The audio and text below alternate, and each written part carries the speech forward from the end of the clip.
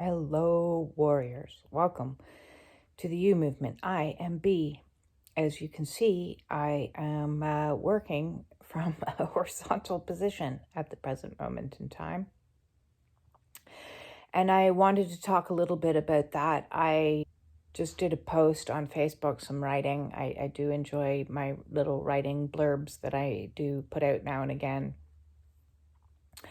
And in that, I was talking about how this spiritual awakening has pushed me in so many ways. And one of those ways has been in my physical body. Everyone knows, who's been watching me for some time, that I went through quite a healing crisis about 4 years ago with one diagnosis after another diagnosis. Like, they were just coming in like no tomorrow, starting with the diabetes, the sleep apnea, the fibromyalgia, the brain fog, the list went on and on and on. It was cuckoo.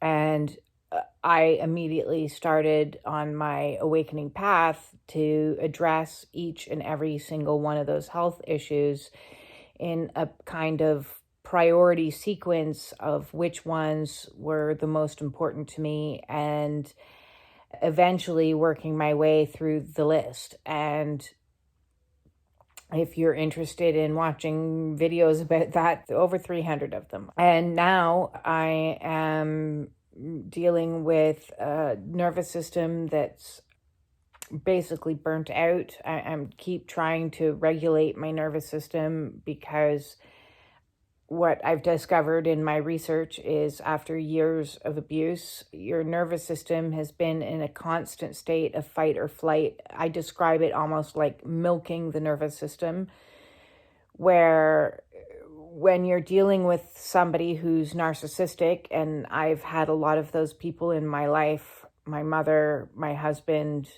friends, bosses, it's like they are very attracted to empathic people.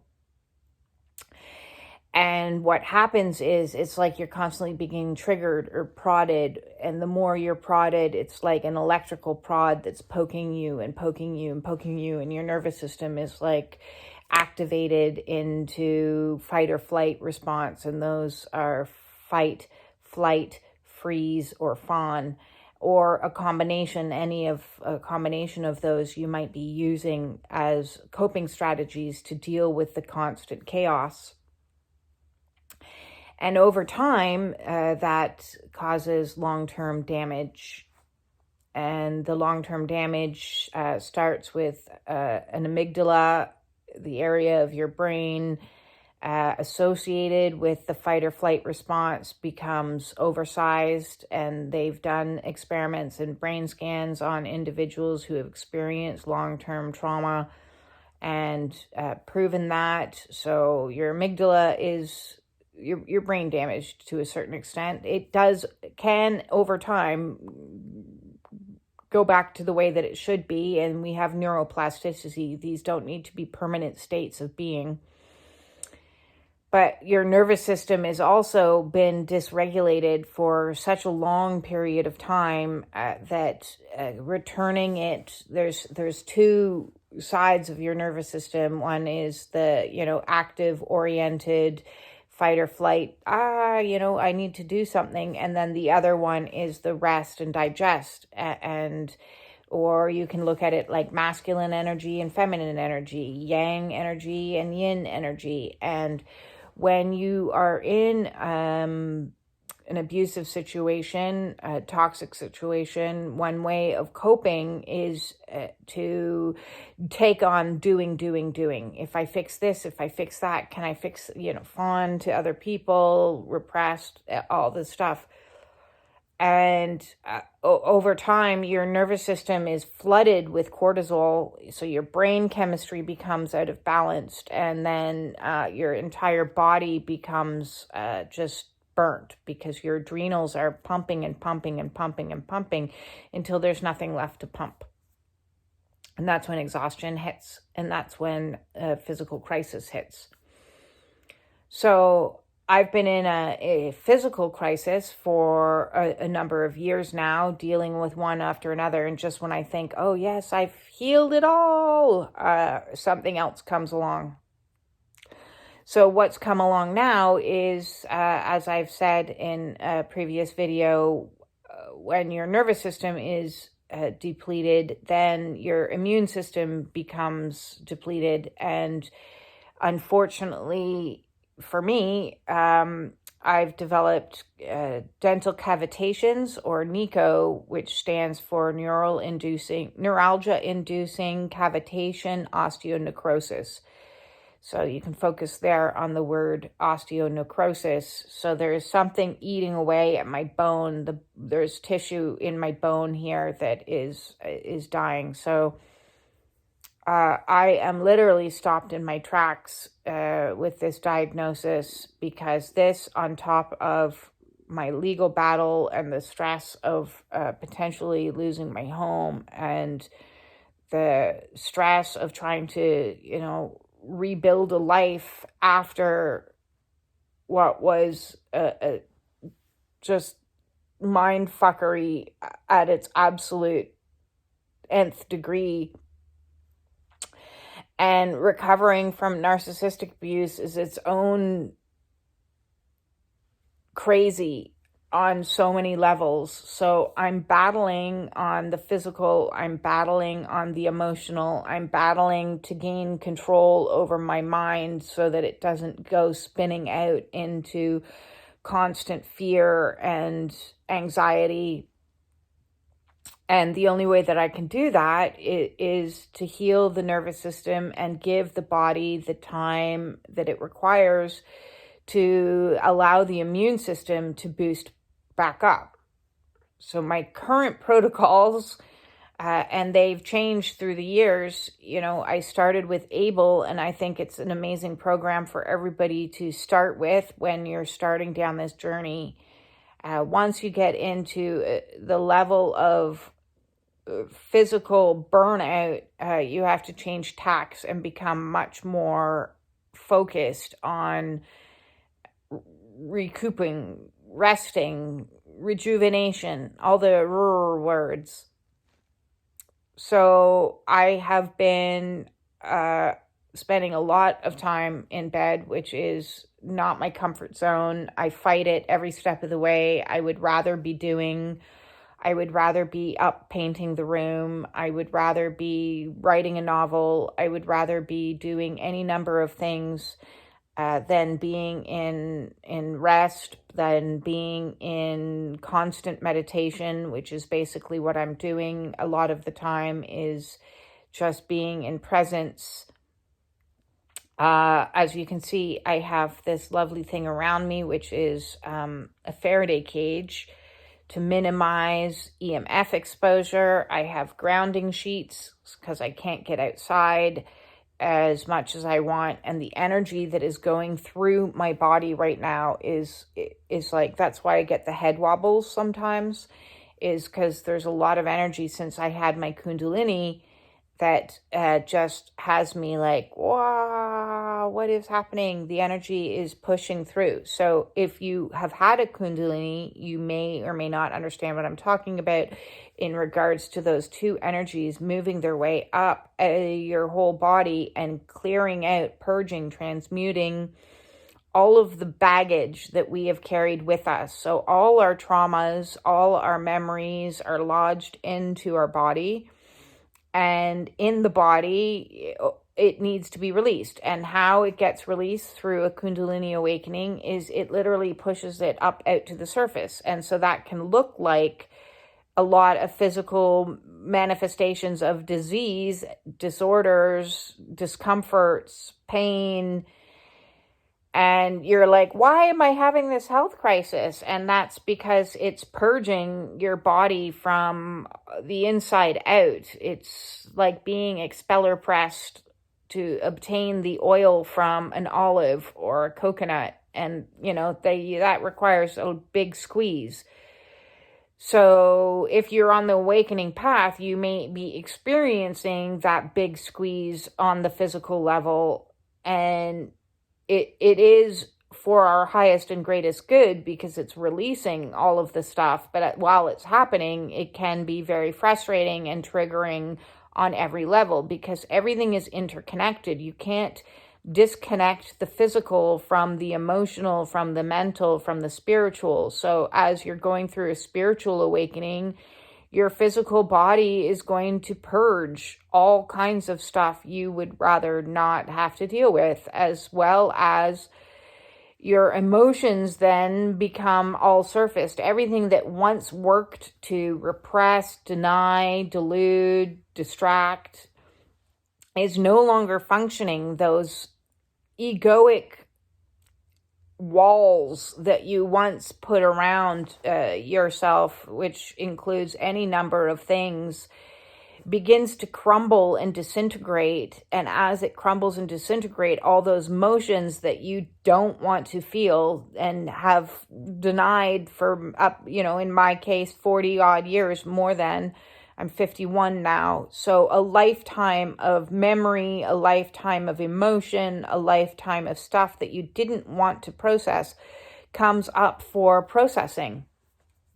And that can look like fear. That can look like grief. That can look like anxiety. That can look like panic. That can look like any number of things, including constant tears. Or I've been very honest that the first year of my after my Kundalini was the year of the tear. Year 2 has been the year of terror, absolute terror. As I went through Dark Night of the Soul and ego death and all of these memories of horrific things that had happened to me surfaced, and the emotions that I wasn't mature enough to deal with at the age and stage that these things happened to me. For example, being adopted at age 2.5 was exceptionally traumatic because it happened in stages. Talk about abandonment wounds. First, you have parents, then one parent disappears, then another parent disappears. Then you are, an attachment theory comes into place here. You have a new foster family, and then you have another new foster family, and then you have a family, and you're like, what? Your emotional state at age 2.5 is not mature enough to be able to deal with that kind of devastation of being handed off to new people. And that's just one of a really shitty childhood that I had. So as those emotions surfaced, the emotions I was terrified of, the feeling was what induced greater panic, because it's like, oh no, I'm feeling things that I don't want to feel. And then you'd get scared about the feelings, and then you don't want to feel these feelings. What do I do to get rid of these feelings? Oh, I don't drink anymore. I don't smoke anymore. I don't do cannabis anymore. I don't, I don't have pharmaceuticals anymore. I have nothing else to do but feel the feelings. And those feelings were terrifying. They were absolutely terrifying. There were multiple times. There was a few hospital visits. I will be 100% honest, because it was too much, way too much. And when you're going through a spiritual crisis and this stuff, and you're having emotional flashbacks and this, that, and the other, it was overwhelming. It was beyond overwhelming. At times, I felt like I was having a complete psychosis. Last year, this time, it was the scariest time of my life, without question. Now I seem to be in the year of pain, and that's coming out on the physical mostly, as well as dealing with learning to control the nervous system, the nervous responses to stimuli of stress. So pain and stress is where we're at right now. And the only way to do that is to calm the nervous system as best I can. And I'm doing everything in my power. And I'm coming to you from here just to share with you, so that you know there's things that you can be doing. So some of the things that I am doing currently is I am on a water fast. With lemons or limes will work to help detoxify, because one of the tests that I recently had discovered that I've got heavy metals throughout my bloodstream, which is important to note that when you lose fat, everything that's stored in your fat, which includes all the heavy metals, goes into the bloodstream. And where do you get heavy metals from? Well, you get heavy metals from if you're using aluminum pans as opposed to cast iron. You get heavy metals from fluoride. You get heavy metals from aluminum deodorant. You get heavy metals from the air, from airplanes driving. You get heavy metals from other toxic situations. If you're spray painting your house and failed to put on a mask, which was me all the time. If you were using hair care products and bleaching your hair like I was all of the time and dyeing it. If you're getting tattoos, oops. If you're getting, like, there's heavy metals and toxicity in so many ways that we're putting into our bodies that we think are safe enough, and they really aren't, because they accumulate over time. And heavy metals, once in the bloodstream, can make their way to the brain. Once they're in the brain, that's when you have problems like Alzheimer's, Parkinson's, and any other neurological issues, because your brain is covered with heavy metals. So I'm trying to detox the heavy metals by going on a water fast. I'm also using activated charcoal to help pick up and clear out as it goes along. I bought myself last year an infrared sauna sleeping bag. If you can afford to buy yourself a sauna, hey, that's great. I couldn't. I just got myself a sleeping bag that is, you get in it and it gets all hot and you sweat. Because sweat is the best way to eliminate this toxicity out of your body, as well as an infrared light I'm using to penetrate the pain on my face. So I'm doing that an hour every single day. As well as that, when I'm feeling up to it, I'm still doing my yin yoga. I have a million crystals in my bed with me and stones just to help me feel grounded, as well as these grounding sheets to help pull the energy down that I'm doing. As well, I've started, and I'm inviting you to join me at 8 o'clock this evening to do a collective breath work. I'm going to do different breath works at 8 o'clock. Tonight's one, I will put the link for that in the group. So come join the group if you're interested in doing an hour-long intense breath work to help stimulate and clear out and heal the body, the mind, the soul, everything. And today's breath work will all be about the chakra system, but this is something that I'll continue to do. I've created a group chat out of the Facebook support group that I've created so that people can have a meetup before at 7:30 Eastern Standard Time and say, hey, I'm interested in doing this. Yeah, I'm so-and-so. Nice to meet you. And then from 8 till 9, we'll do the breath work. It's going to last about 55 minutes.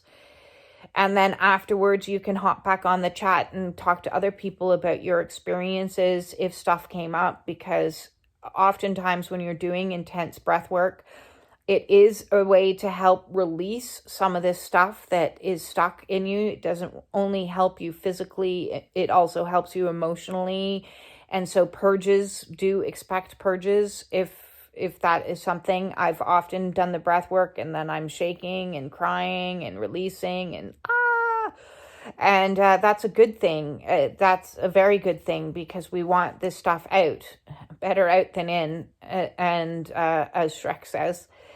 And the more we clear, the healthier we get. So today's video is really about checking in with you and letting you know that I am okay.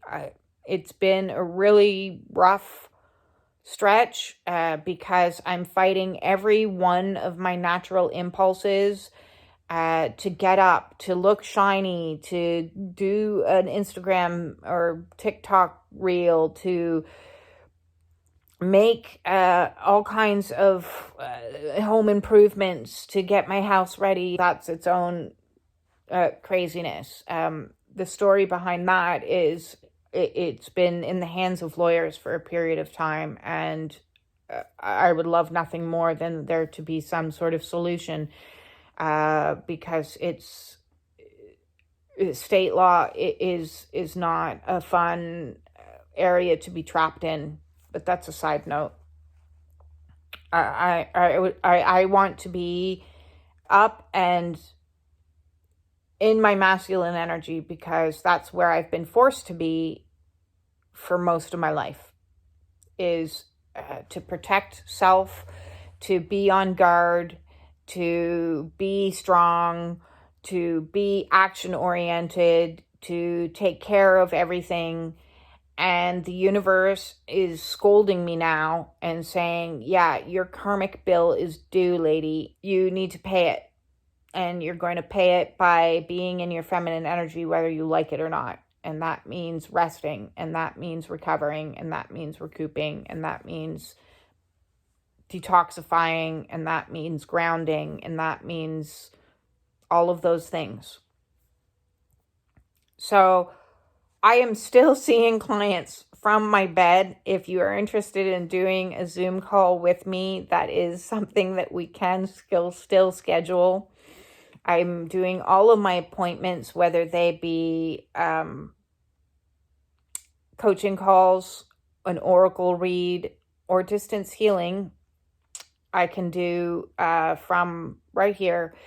And that's all by donation, reasonable donation, please. And because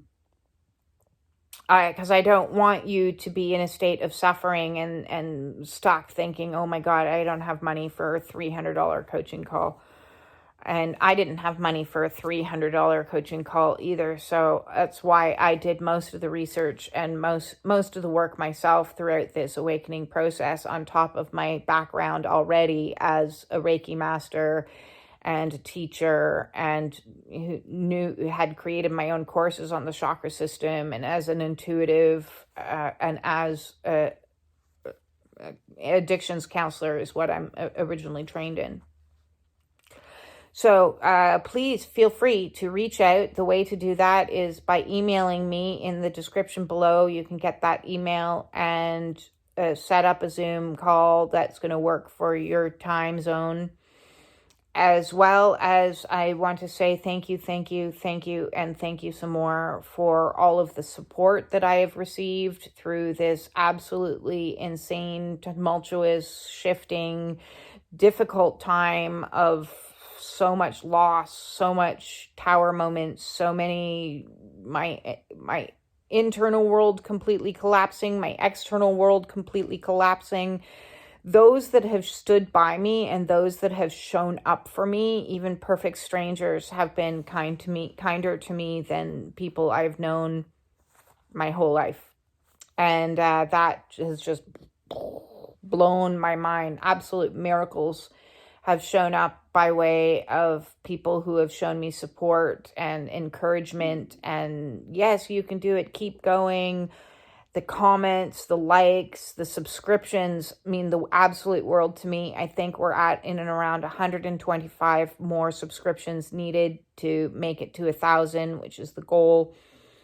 And so every single person that shares or promotes me as ways to not only help others, but help me, I have so much gratitude. I can't even express to you how much gratitude I have for helping encourage this movement, so that we can assist other people who are going through healing crisis, other people who are going through emotional purges that are overwhelming and scary, other people that are going through reprogramming all the self-talk, all the stuff we once believed about self, all the self-loathing, all the negative inner critic, and beating ourselves up, and learning to be kinder to ourselves, learning to self-love, love the fuck out of yourself.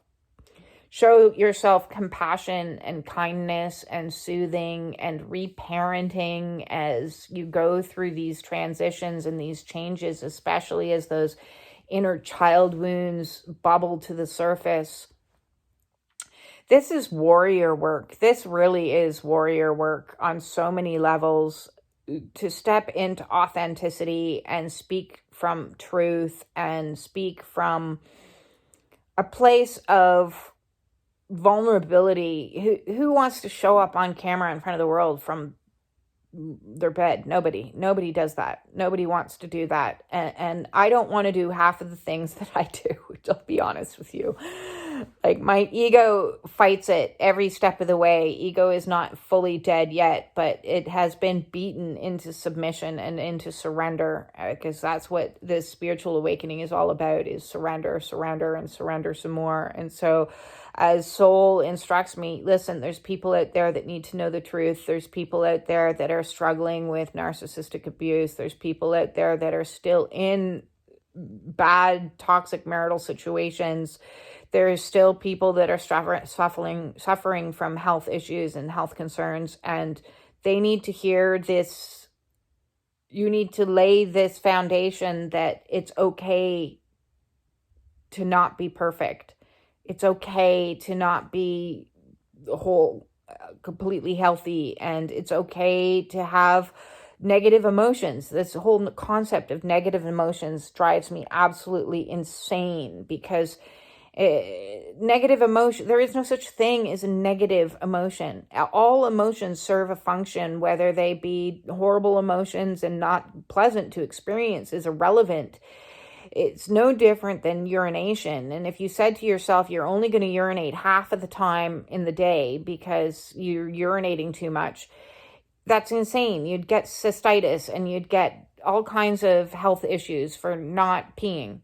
So let's stop the war on emotion and feeling, and understand that every single emotion needs to be expressed, especially now more than ever in this process of awakening. If you are awakening, if you are having a kundalini, if you have met your twin flame, whoa, the emotions are intensified, and it's jacked up to like, it's so fast, it's so intense, and you're not alone, and your emotions are valid. Your feelings are important. You're expressing them and being in them is so vitally important. And the more you can go into them and express them and allow the tears to fall, allow the frustration to come. If you're feeling anxiety, go into it. And my experience with anxiety has been, if I was feeling like this, then get up and shake. Do it more. Whatever it is you're feeling, do it more. If you're crying, cry more. Really cry. Like, make it the best cry you've ever had. Scream into your pillow. Release. If you're feeling anger, write a hate letter and get it out. I hate you. I hate you. I hate you. I hate what you did. You're a fucking asshole. La la la la la. It doesn't matter. And then take that letter and burn it to release it. You don't want to hold on to it. If you're experiencing fears, write them out. I'm scared of this. I'm scared of that. I'm scared. Please, God, at the end, please take these fears from me. Express them. Get them out. Clear them. Clear them. Clear them. Do them into the nth degree. Get up and rage dance. Do a one-person mosh pit to Rage Against the Machine if you're feeling rage and you need to express it. Do whatever you can do to help it get out. Help it get out. If I leave you with only one thing on this earth, they can say, hey, that bee, she taught me how to feel. And she said it was okay to feel. So I'm telling you, it's a-okay to feel. It's a-okay to be imperfect. It's a-okay to have made mistakes. It's a-okay to be vulnerable. It's a-okay to be authentic. It's a-okay to tell the truth. More than anything, it's a-okay to tell the truth. Be truth. Be you. Be you. This is me, here and now, imperfectly perfect, still a work in progress, still trying to figure things out in my own life, as well as being able to show up for others. Because if I waited until I was perfect, I would do nothing, because I could never get there. So I'm going to do what I can do in the here and now, in as much as the here and now wants me to do. With that said, peace out, dudes.